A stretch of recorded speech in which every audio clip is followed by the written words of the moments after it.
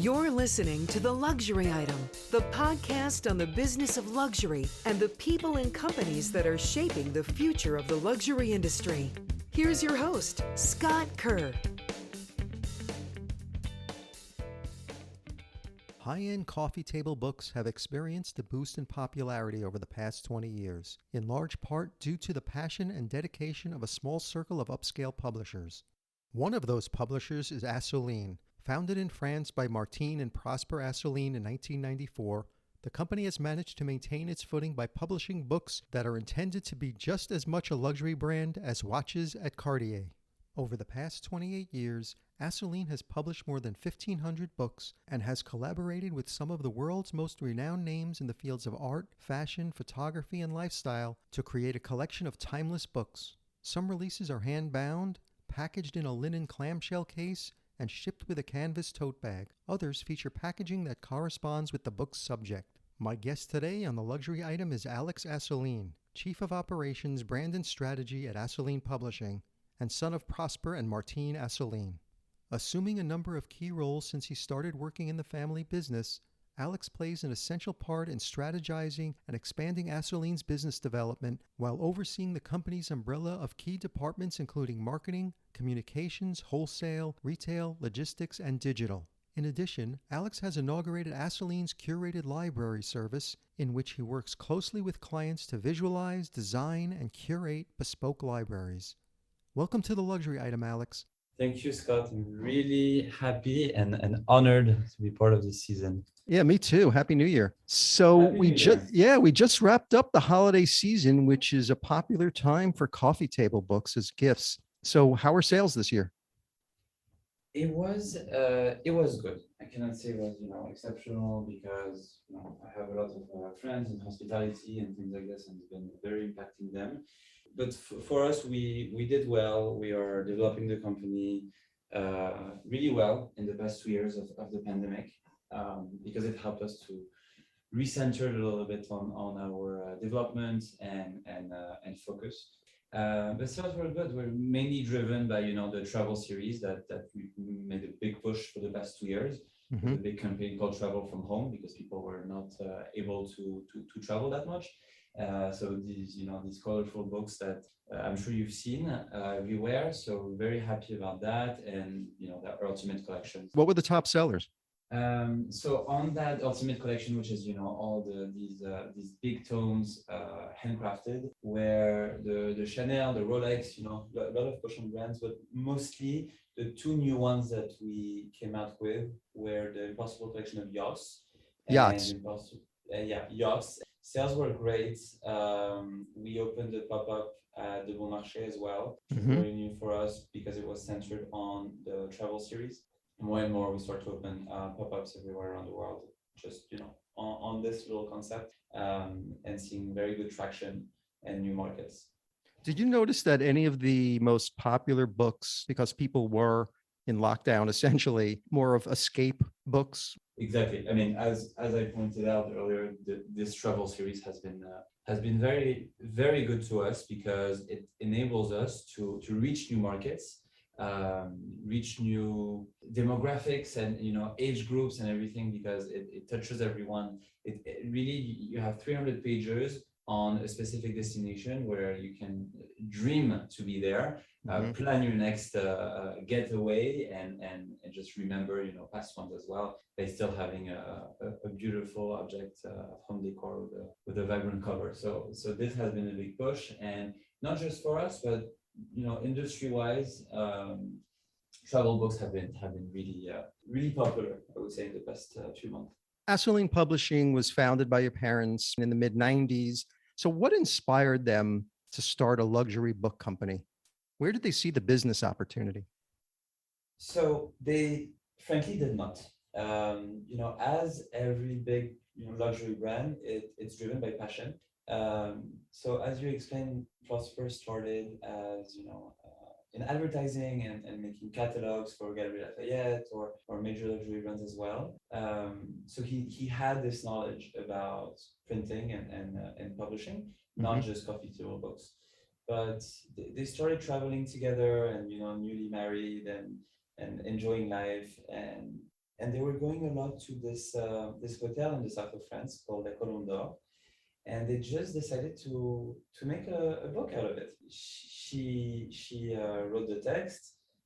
He took the pictures, and they decided to do something based on the relationship with the printer and this and that, and it went very well. It was well acclaimed. So they did a second one after with Alaya, because they were good friends on like a show in 1992, as I remember, and that went really well as well, and very well received by the public.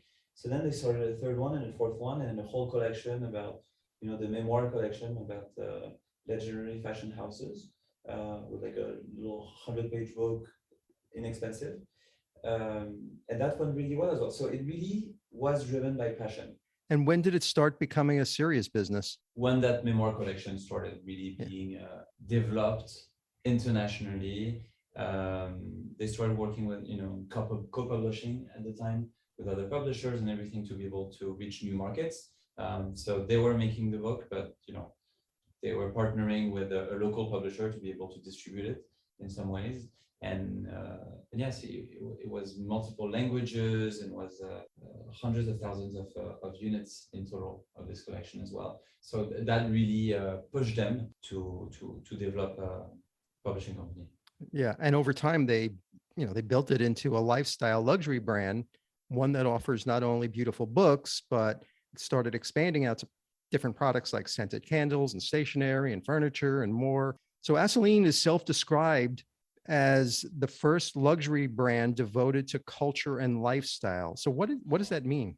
So it's simple to us. It's terms that we really use. We really see ourselves as a luxury brand because we are very different from the industry in general. The way we portray ourselves, the way we distribute our products, the way we craft them as well, and all of this is delivering culture. Okay, every book we do, it's about a certain angle of a certain subject. All this together is culture. So the way we present it, the way we make something, will ultimately bring it together. And Assouline isn't the only publisher that plays in the high-end coffee table book arena. Rival houses like Rizzoli and Taschen and others specialize in these lavishly produced books. So how does Assouline uniquely position itself in this territory? So I have a lot of respect for all the other publishing houses. I'm a big collector as well. But we are all very different in our own way.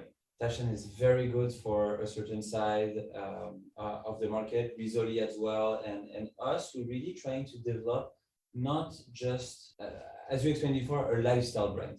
So we're bringing objects, we're bringing candles, and we're trying to do the best coffee table books there is today, with the highest level of craftsmanship that there is as well. So we're like the luxury end of publishing, I would say. There's also subject matters and themes. Taschen has a lot of accessible books on art, for example. They're really good for educational purpose on that. Us, what we come with, and that's really the Assouline's touch, is the sense of style and angle that we bring to a subject matter. We do a book on Frida Kahlo, for example. We are going to not just do the book on the paintings, we're going to take the fashion angle of it. So we released a title a few years ago that was exactly about that. It brings how she impacted fashion and how she was impacted by fashion through her paintings. And that to me is the real explanation about our uniqueness, about how we do things differently with our own perspective and our sense of style. Do you find Assouline is also competing against traditional luxury goods? Let me tell you straightforward, absolutely. And this is how we are developing the brand. This is a luxury piece of home decor. We see it as really the finest accessory in that realm. And in terms of gifting as well, as you can see, more and more you're starting to see, our our shopping bags under the tree during Christmas. You know, it's a real luxury piece of gifting, and that's very important. But also for yourself. And let's talk about you. So when did you enter the family business? I entered 6 years ago. And what did you do? What was your first role there? So I actually entered 2 years prior to that as a graphic designer, because I went to school for marketing and then I went to school for graphic design, and I did a bunch of other diplomas in digital and finance and everything afterwards. But so I started as a graphic designer in the design team, working on layouts, and that was really a passion of mine. I was so interested in learning every day in different books and really deep diving in these projects. So that was phenomenal for me. And then after I was sent to London as a project manager, basically to open our flagship store in London, which was a fantastic experience with a fantastic team in place there. I spent about 4 or 5 months there until everything was up and running. Then I went to work in consulting at Martin Traub Associates in New York, worked on business development or franchising licensing, mostly in the Middle East, which was phenomenal for me because it trained me really. And then I went back to the family business as I said, in 2016, where I started the marketing department and taking over the digital operations. Yeah, I was saying, and you were recently appointed to Chief of Operations, Brand and Strategy. So what are you tasked with now in your new role? So I spent 3 years on the digital front, really, building it from scratch. And after started to jump on, wholesale and distribution, and then taking over retail. And as of, the past 3 years, I've had all the departments under my wing, and as a vice president. And last month I was appointed chief of operations, brand and strategy, where now I can start developing more and talking about strategies and new ventures for us, new products, new collaborations, new distribution, new development for the company. So what's next? How do we stay very relevant still by making the most beautiful books and getting to objects around the world. So yes, now everything is going smoothly, and I'm just taking care of what's next. Buying an illustrated book isn't like buying a mystery novel. You'd better appeal to a passionate fan. How do you decide the subject matter to publish? And how do you create a book that enthusiasts of that subject will actually fall in love with? So we have the luxury of being still a family business, operated fully. So what we do there is that we can select the books we're going to create and the subject matter we're going to treat. So every time we got into a project, we're going to spend about a year, so 12 to 16 months working on that project, because it takes about 8 months to a year to actually produce the book from finish to end. But after there's the whole aspect of distribution, which actually is never ending. But the whole big push and marriage with that project is about 12 to 14 months. We will only really do books that we want to do, things that interest us. There's a lot of submissions as well, of people coming with interested in this idea of doing this book, or us who just want to cover a theme, or we love this architect, for example, and we think that it deserves like a beautiful book, so we will start this project. So it's really a gut feeling. For now, it's absolutely a gut feeling, and the clients and our community have been really loving what we've been delivering for the past few years, at least. So we're keeping that direction. It's our angle, every time that becomes interesting, and our way to treat a certain subject that becomes interesting to our client. And we are really the only publisher that works Assouline collections. So we have 5 different collections that we work on. And for example, let's take the travel series. Okay, you like one, you're going to like all of them, because the way it's being worked on, is being thought through, is the same for the Mykonos one and the Dubai one. You know, of course, it's a lot of changes and it's a very different like subject matter. But the way it's being made, the way it's being formalized is the same. We work with the same designer internally, the same editors internally, and the layout structure. So the sense of style becomes the same in the same direction. And Assouline's ultimate line is a series of these oversized masterpiece anthologies. They're gorgeous, you know, hand stitched, hand tipped coffee table tombs that includes things like, you know, the Impossible collection of wine and the Impossible collection of jewelry, but also luxury brands like Chanel, Yves Saint Laurent, and Rolex. Are these books commissioned by these brands? So for the Ultimate collection, they are not. For other collection, for sure, we work with the brands directly to, you know, celebrate the heritage and just develop for an anniversary, for example. But for the Ultimate collection, most of the time, and that's, you know, 90% of the time, we do not work with the brands, because, you know, it's a big bet for these very oversized books. They're all made by hand in Italy. You know, every images is hand glued on the pages on fine quality paper. The book is bound by hand. I mean, you see, and then come in a beautiful clamshell that comes with you know, the craziest material we can find as well. So most of the time, no, they're not commissioned by the brands.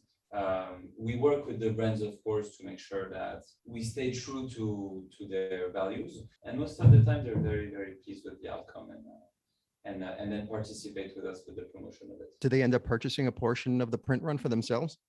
Sometimes, absolutely, because we'll never do something that go against their values and their brand. So it's really, as I said, an ode to this beautiful brand. So every time we try to do the best work possible to celebrate them, and they're usually very pleased with it. How much of your business comes from the Impossible collections? About 30%. 30%. You know, print magazines have sputtered for years. Their monopoly on readers and advertising has been erased essentially by Facebook, Google, and more nimble online competitors. And luxury brands have continued to cut their print advertising budgets and reallocating them to digital.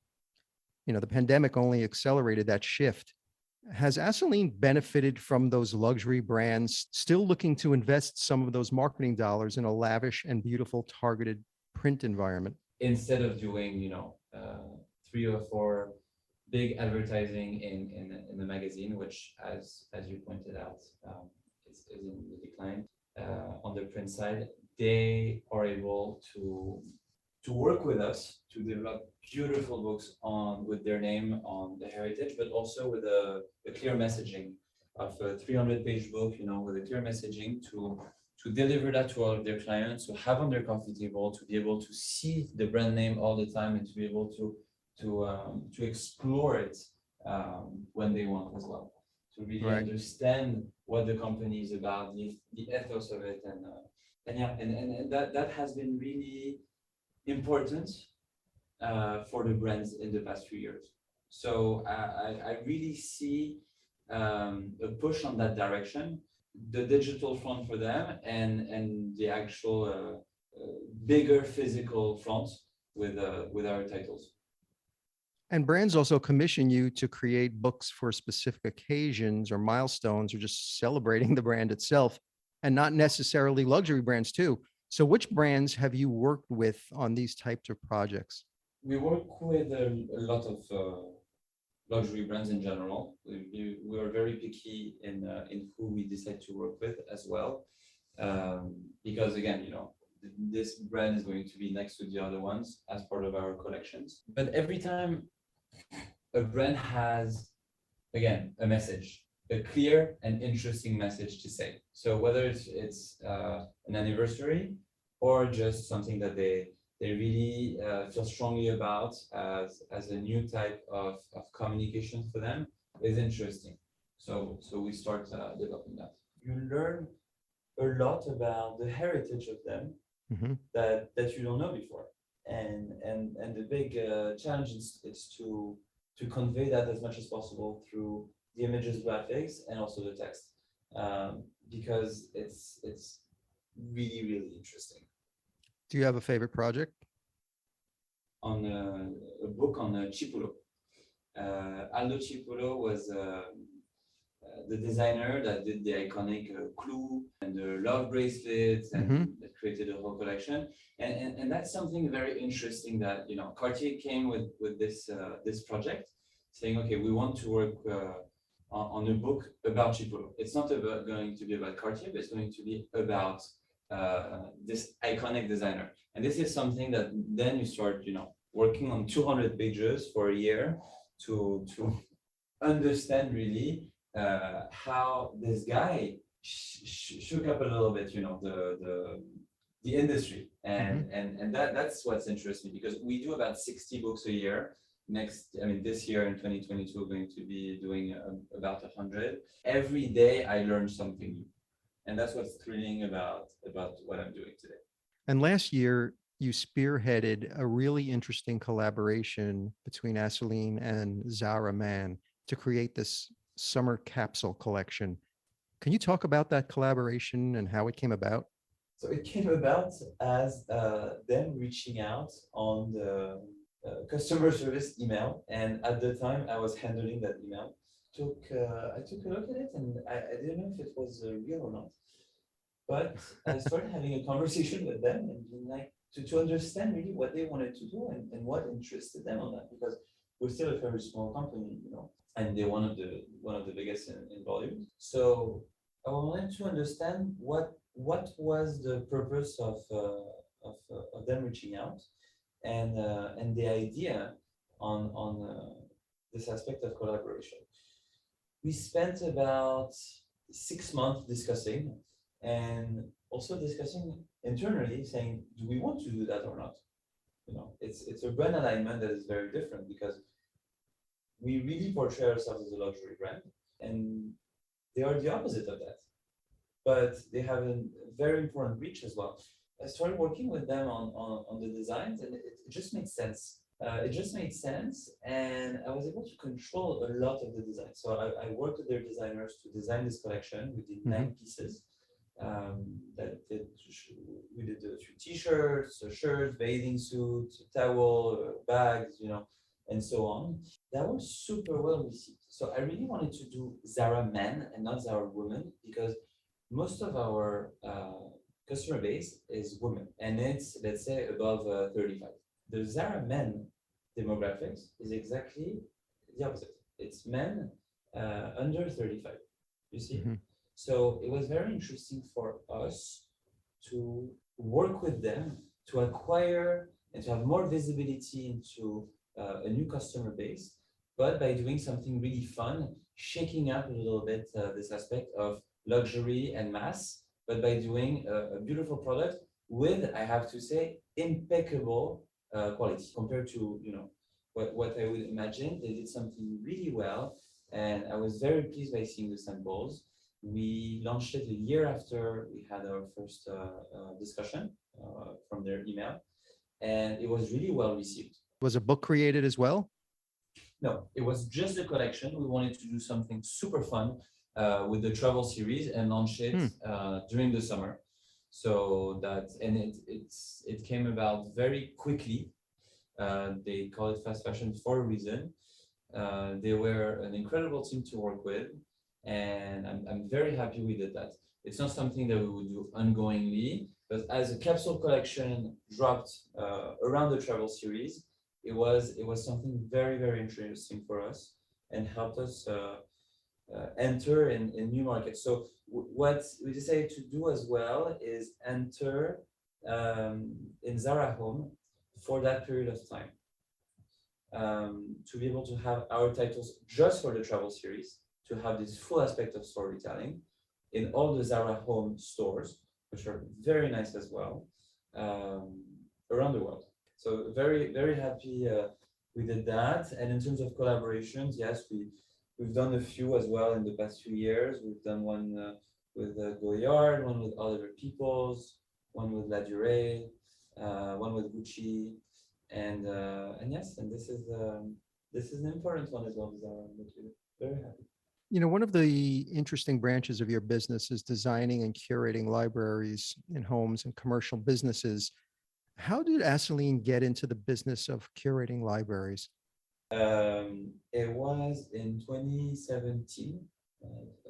I just started working for the family business, and I was at lunch with a few people and a few new people that I just met, and one of them was someone that became a great friend afterwards, called Daniel Naftali from the Naftali Group, who are real estate developers and very well implemented in New York. And at the time, we exchanged a few words and what do you do? What do you do? And she was just working on a building in the West Village in New York and had a room that was a common area, amenity that was empty. And she told me, I would love to do a library there. Can you do it? And it just made sense. So I started doing it, and I actually took a lot of pleasure doing it. So it was super interesting to curate the books, but on top of that, finding vintage objects and vintage books and artifacts there that to put in the shelves to bring more character to it, not just Assouline books, and that you can be in touch with the sales team for that. And it was really well received as well, for that.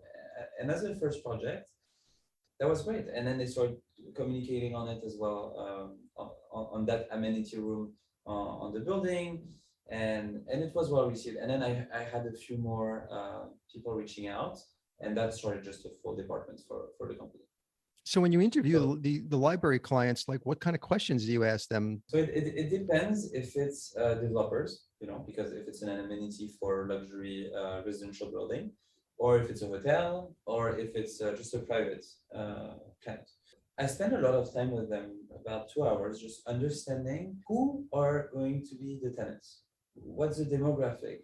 What's their interest? What kind of colors do they want the tones to be? So I spent a lot of time doing that. Then I spent some time on the research about neighborhoods and just understanding a bit more about the whole project, architects, inspirations of the architect or the interior designer in general. And after 2-3 weeks, I started developing a bit of a plan and drafting it. I do all size projects. I mean, there's a minimum project that I take in terms of size, of course, but it's really thrilling to do them.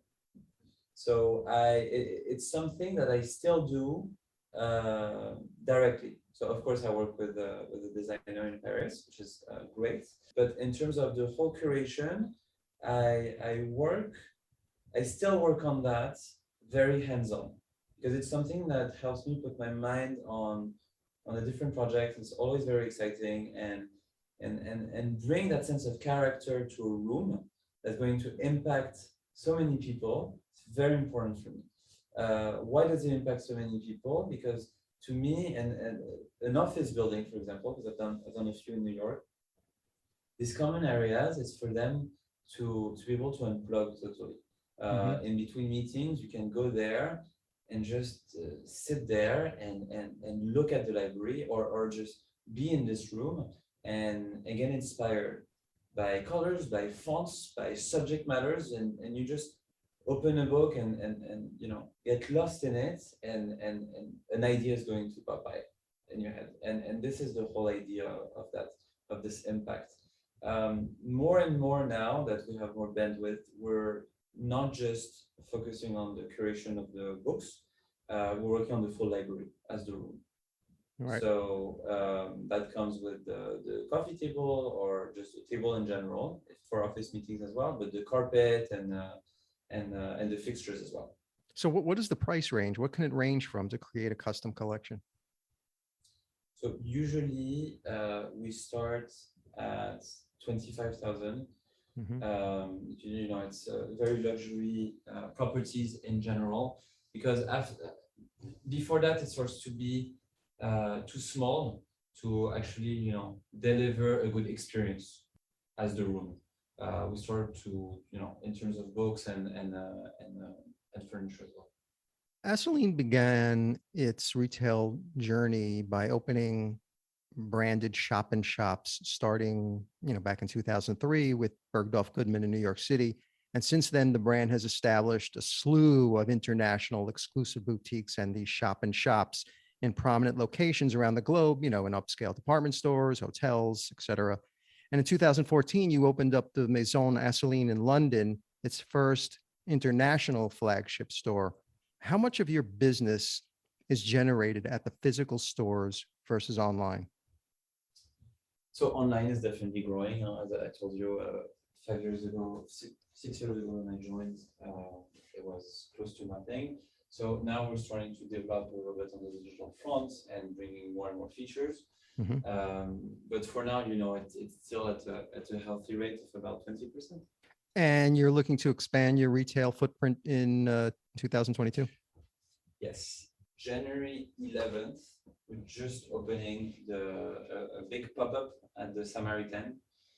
It's something I'm very excited about because I've been working on it with my father for about 4 to 5 months. And it's about 1,500 square feet in the ground floor. And it's at the center of Dior, Vuitton, Gucci, Saint Laurent, Bottega Veneta. You see? Wow. So you're in good company. Exactly. So we're not a traditional publisher, and we're really explaining that to the world with this. And as you explained at the beginning, I wouldn't say compete, but we weren't the same league as these luxury brands are not in publishing, and it's more of the accessory aspect. So with this, we're really explaining that. We have a lot parts of storytelling on the Ultimate Collection and how it's made, and a lot of videos and a lot of things on the travel series as well. So I really encourage you to go see images or even visit it, because we're really, really proud of this. We are definitely on track to open more retail stores. Now we found the right retail formula that we spent the past 2 years revisiting. Asia is going to be a big push for us as well in the next few years. We started a new concept of the branded corners that now is fully functional, and we opened 2 in December 2021 that have been, they sold 50% of their stock the first day. So, it's starting to be very interesting to see the brand development on that direction of a branded aspect. We're not here to sell a book here and a book there. At Barnes & Nobles, for example. We are here to explain the brand to our clients, to show our newness, to show the collections, and to do all this with like a red wall and a big brass logo. And in the late 1990s, I don't know, early 2000s, I imagine most of Assouline's business was based in France. Is much of the business now generated in the US? So we moved to New York from Paris in 2007. When I was still just in high school. And from there, we started making a big push in the US and developing more of the office there, of course, to be able to scale up, because all the books were in English permanently. Okay. So that was our focus, develop the US, because we saw that there was a big opportunity for us. And that's why, my parents did, of course, because I was still in high school. But to move to the US because the market was there. So we did that. That was about, 70% US based, I would say, and working a lot with distributors as well, which were, the remainder of the I would say. Distributors worldwide between Australia and then France and then, UK and Latin America and so on. Now we come to a point where we have a clear understanding of where we're going as a brand. And in terms of distribution, so we scale back totally all the distributors. So now we control our market. And this is how, this big push about being a luxury brand is very important for us because we want to know all of our customers. This is what we did in the past year. We scaled down massively. So now we only have, I think, one distributor in emerging markets for us. So now the US represents about 45% of our business. And it's going to continue to diminish, I would say, as we grow internationally as well. While the pandemic crisis has accelerated the learning of social digital skills at a mass scale, it might also have increased our appreciation again for physical experiences and physical interactions, including touching and reading physical magazines and books. They're essentially positive and optimistic environments for humans. Were you finding customers turning to your luxury coffee table books to indulge in their passions and spruce up their living space during lockdown? So it depends which age group. Because with the metaverse, you're not sure where you're going on that. My age group and above are still not there yet. So yes. The past 2 years have been very important for everyone to start working on their space, decorating their space, having something that is more, tangible, touchy feelings as well. And that's why in the past few years, we've seen that trend going to, you have the digital aspect and after that, you need more the tangible physical, but with more senses. 3-4 years ago, we really saw that and we stopped at 90% working with paper jackets for the books. So now we introduced covers in silk, mostly, linen, cloth, velvet, wood. So the whole tactical aspect is very, very important on the products because really 95% of the time they're closed, and you want this to live well in your space, and just the touchy feeling of it is very important. No, I've seen a lot of push on the physical side, even with the Ultimate collection. People are really investing in these things because they understand the value of the craftsmanship more and more as everything gets digital. So what role do you think coffee table books play in the digital first age? They're here to explain it too, they're here to be the opposite of it, but you will never have that you'll never. It's the exact polar opposite, okay? And you will never find something of that sort to be able to see with your own eyes the quality of pictures, the quality of colors and the prints of it that actually brings you emotion. Because on the digital front, you're going to see, you consume knowledge to an extent that is impossible to quantify. You're on Instagram, you scroll, and I can say that 16,000 more times, and that's every hour. Being able to take a book and unplug totally from that and have this aspect of touchy feeling there, and then to see the actual quality of color and to see the whole storytelling of that just synthesized on that luxury object, to me is very important. Talking about the younger generation before, so how do you get the Instagram generation to care about beautiful coffee table books, your future customers?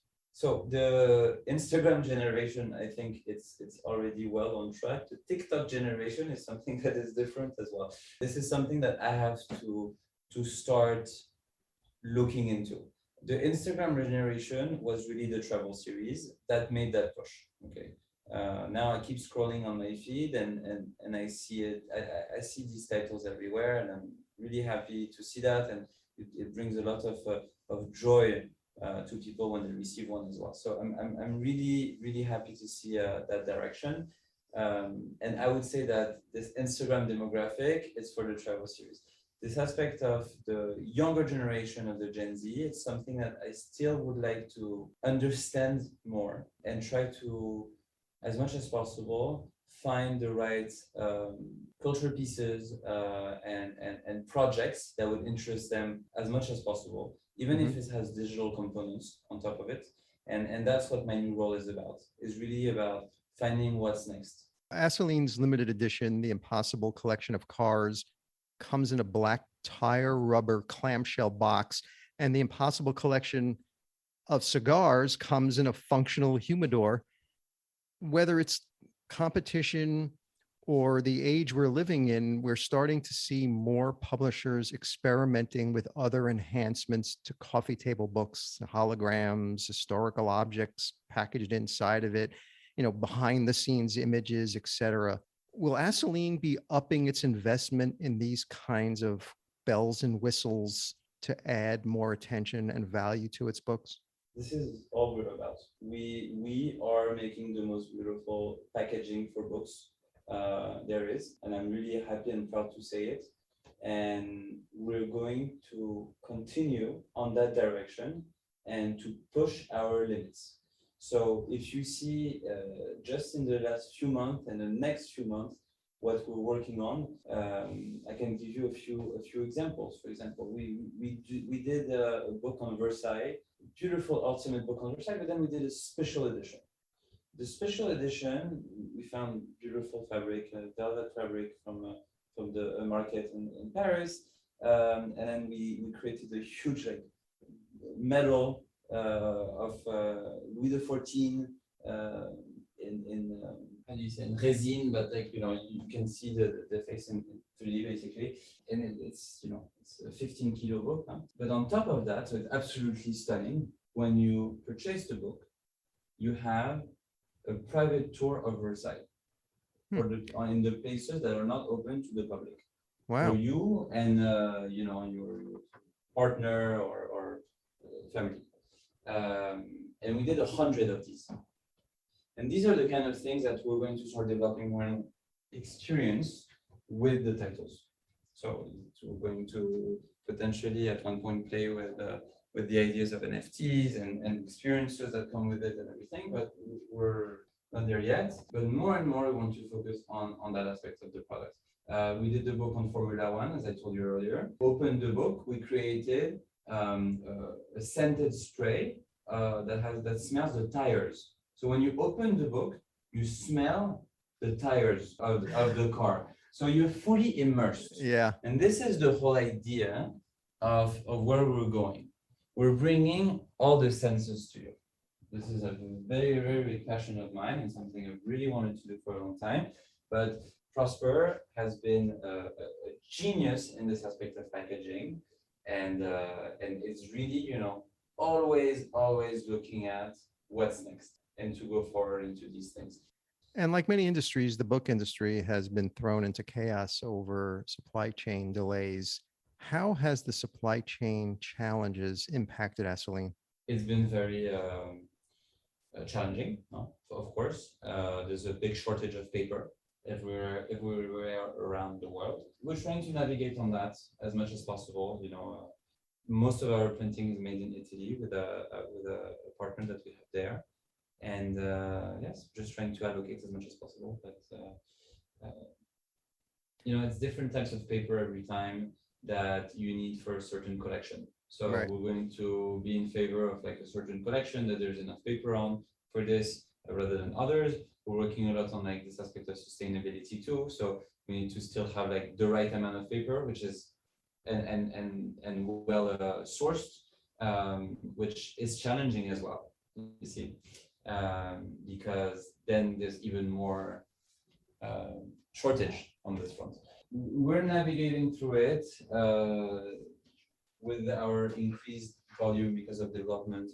It's been challenging, but it's fine. We're finding resources in other fronts as well. I told you we're starting to look at developing objects and candles as well for later this year. So what can we expect from Assouline over the next 12 months? I'm just excited about the development in general. This Kindle collection that we're in the process of developing is going to be very important for me because I've been working on it for a long time. There's going to be new corners opening around the world. As I told you earlier, we just opened 2 in December, but one was in Manila and one was in Belgrade. So it's really different locations that we're not especially in. So we're going to start working a lot more on being present in every major city around the world with either a corner or like a big place of distribution as well, where we're going to have a good range of our titles. China is going to be a new challenge for me because I've been trying to work on this aspect of censorship and on development for the last few years, which has been also challenging for the publishing world for the past 6 to 9 months as they implemented more regulations. But very excited because I think it's a great market.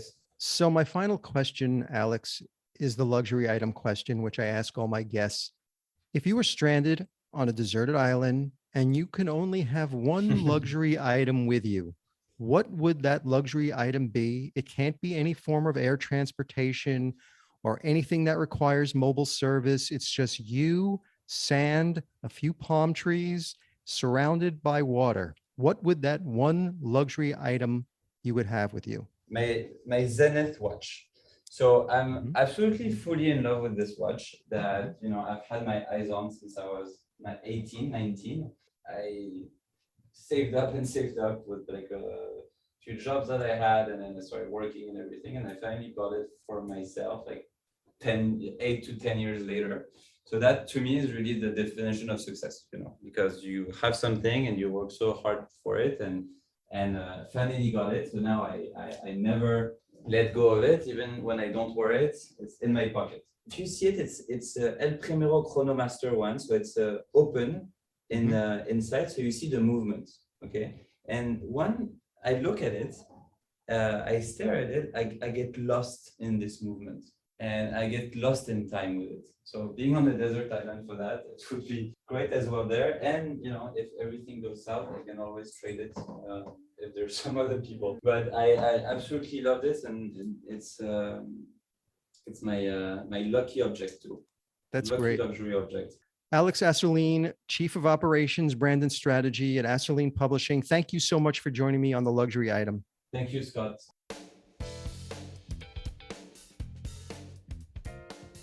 That's it for this episode of the Luxury Item Podcast. Thank you so much for listening. If you found this useful and entertaining, I would be really grateful if you can share it with a friend or colleague. I would love it if you subscribe so you never miss an episode. And while you're there, be sure to rate and review us on Apple Podcasts. It really helps other listeners find us. The Luxury Item Podcast is a production of Silvertone Consulting. I'm your host, Scott Kerr. Until next time.